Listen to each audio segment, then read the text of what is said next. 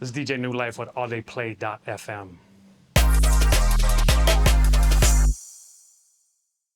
My opinion about how DJ culture has changed from the time when I started DJing to now is that it has become more performative. I think, it's for a number of reasons, including the technology that exists right now. You're not spending time digging for records or looking through CDs. It's a lot more accessible, a lot cleaner, a lot easier for you to find a song. You got to do something for 2 or 3 minutes while it's playing. And so yeah, I think that's one way in which it's changed, which I'm not mad at. I mean, things change, and you either change with them or you don't, or you appreciate them or can, stay in your own lane. So the sets that I like playing when I DJ out are generally multi-genred. Even on stage, I can get bored from just playing one genre of music. Even if I'm doing like an hour set, it's hard for me to do just like an hour of house or an hour of whatever, baile funk or whatever. And I find it kind of bores the crowd too. Sometimes when I'm at home, I'll do that sort of thing. But generally when I play out, I'll play multiple genres. The crowd might dictate what I'm playing. Depends on the venue, depends on the night of the week, depends on whether you're playing your own party or somebody else's party. So there's a lot of factors that go into it. Depends on the mood I'm in. Sometimes I show up to a gig and I'm like, I'm gonna lean more into just making sure the crowd has a good time because I find a lot of joy in that. I like making crowds move. Even if it's me playing 1 or 2 songs I don't necessarily love, I won't play songs I don't like though. So if I don't like a song, it's not gonna get played 99.9% of the time. So I gotta like it a little bit. But I try to steer towards the music that I love, that moves me, that kind of shows a side of my artistic side and what I wanna do and how I wanna present myself as an artist. And I like a lot. I like some pop music. I like some things people are like, you like that? Like, yeah, I actually do. But there's certain, I've got limitations, I think, like most people do.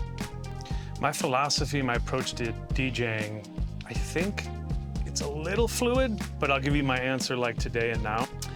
And that is, number one, kind of do your job, put in work, whether that means preparing for your set and or doing your homework and finding out who's going to be in the audience, what the expectations are of the people who are booking you, and then staying true to yourself, protecting your brand, going out there and doing you, not doing someone else, essentially. So, on the topic of remixes and originals, again, I go back to the question of, how I might approach a set. I would say in general, I'm going to play more remixes and edits and things like that for a younger weekend crowd. And make sure that they're having a good time and connecting with them. Playing original songs, probably a more seasoned crowd, people on the dance floor just looking for something not as formulaic, or who still get off on finding new music. I'm finding nowadays that people on dance floors in general don't go out to find new music. I think back in the day, I would go out to try and find new music. What's this DJ playing? I haven't heard this, and I still do that. So I look for opportunities to do that. But nowadays, people have more ways of discovering music, whether it be SoundCloud or Spotify or whatever, you name it. I mean, there are all sorts of outlets to listen to new music nowadays. And I think by and large, people go out to sing along, have a good time on the dance floor. And I like to just still sprinkle in some of what I do to feed them a little bit of maybe something they haven't heard, to keep it interesting. So born and raised in Chicago, moved out here to the Bay in 2015. Started DJing way back in like 8th grade, and I had 1 or 2 friends with turntables and records, and so I would just go to their house and practice. And bedroom DJ up into the year maybe 97, 98. And then started playing out a little bit, carrying people's records, playing a song or 2 while they were taking a break. Getting like a weekend gig where I would like bring my own equipment out on Friday and Saturday, bring my speakers, bring my turntables, bring everything. Every Friday and Saturday, getting my chops, starting playing other people's parties, and then doing my own like nightclub nights, playing hip hop and house and all the things you hear back in the early aughts. And then 2007, 8, started the foreign exchange party, FEX, and we were interested, me and my partner at the time, David Lozano, and some other people's came on after that, but we wanted to do a party that was based on music made or influenced from sounds from outside the United States, whether that be Brazil, places in Africa, Europe, wherever. And that was inspired by a few things, including my travels. I spent some time in Brazil. Then when I came back to Chicago, there was a Buraca Som Sistema show that just sort of had an impact on me, and I was like, I'm gonna do a party where we play things that were made or influenced by sounds made from outside the US, because there was a lot of like house music and hip hop and R&B nights, and they were great. There were a lot of options in Chicago at the time, but there was nothing like what we were doing. We were playing more like progressive sounds, hard-hitting sounds. There were like culture nights, so you'd have a Bhangra night, you'd have cumbia night, you'd have Latin night. In respect to all of them, reggae nights, those were like dope nights. But I think we moved the sound. We tapped into some of the more modern sounds that were coming out. Yeah, that was great, and it was a party then that just brought out different scenes, hip hop scene, house scenes, all the scenes I was talking about. People came to the party, they were half out of curiosity and half just because it was rammed. There were women there. There were men there. There was a little bit of everybody there. So all the scenes came out. It was dope. So things nowadays, I think, are kind of what we did, I think, is now more ubiquitous. There's a lot more of those types of parties now. And I think I actually think it's fantastic. I wanna say that me and some of my homies at the time, we had a part in breaking down those barriers, breaking down those borders, if you will. Making it sort of a thing for nightlife, so that some of these venues that wouldn't book us because they just didn't understand it, they weren't ready for it.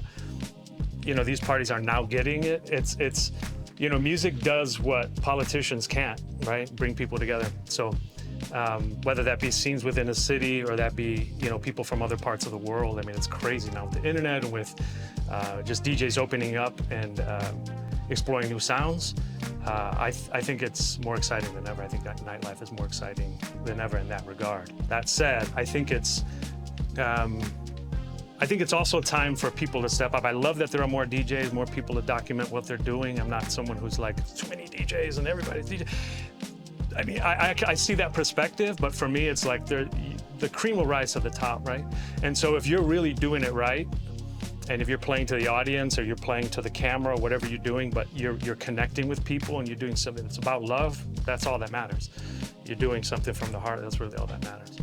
So some of the DJs that influenced me when I was getting started, I have an uncle who used to go by DJ Magic Juan. I probably got most of my style in DJing from him. It was Bearhu, DJ Lego.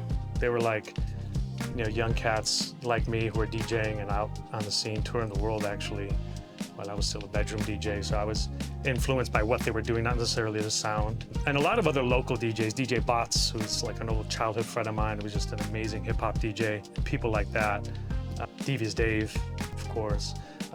Third Rail, like just a lot of local DJs. And then in terms of, I did hip hop for a very long time too. Like it was house, but I couldn't, like the house DJs were just killing it. And I was like good house DJ and I liked house, I appreciate house, but a little too monotonous for me. And I like to, you won't see it here today, but I like to cut and scratch a little bit when transitions, when I play hip hop. And I actually prefer to play on turntables when I do hip hop. It just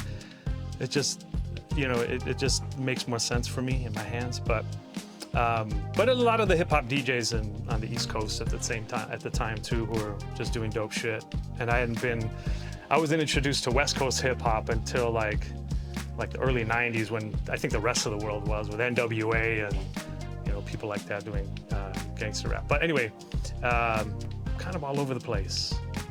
Parties and DJs that inspire me these days, there's actually a lot. I'm really bad with names and remembering who these people are per se, but I will shout out Global Currency, DJ Mochi, DJ Iggy and Mochi are killing it. They're kind of, I think they're kind of carrying the torch where I left off when we were doing FEX. Everybody moved out of Chicago, essentially, is how that party ended up sunsetting. And Mochi kind of and Iggy came out and they kind of carried the torch with that. But there are a lot of like emerging parties in Chicago and New York and in the Bay Area. I'm mostly like heads down doing my daytime work here, but I'm trying to tap back into like what's happening here in the Bay Area. But I know there's some exciting things going on, and like it seems like just about every weekend there's something to get into, and so I try to make the time to do that. So what makes a song perfect to throw into my set? That's a hard one to define because it depends on the set I'm going into. Generally, it's going to be something polyrhythmic. I think I'm a sucker for polyrhythmic sounds. I'm a sucker for soft pads if I'm getting deep, heavy bass if I'm, like getting a little weird. And more lately, I've been like appreciating like ambient sounds, and I haven't played it out yet, but like experimenting with like what, an ambient track, 2 or 3 maybe doing, or 1 or 2 during a set might do to a dance floor on the right sound system with the right crowd. So I'm playing with that at home. But yeah, I would say deeper sounds.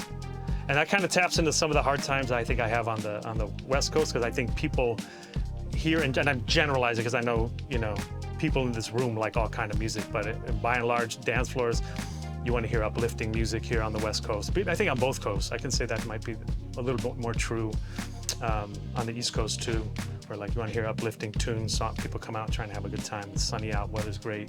And in the Midwest, Detroit, Chicago, I think it's deeper. This is a deeper sound. So if I'm playing Chicago, I might get really hard, gritty, deep. I can do that for a whole hour or 2 and get away with it in a way that I don't think I can here, by and large. What's good is DJ NewLife, here to do a set on All Day Play. And I'm gonna get into some house sounds, probably slide into a little bit of batida, take it to Portugal. And I'd be remiss if I didn't get into a little bit of footwork as well. So let's go. What's up, it's DJ NewLife for ADP.FM.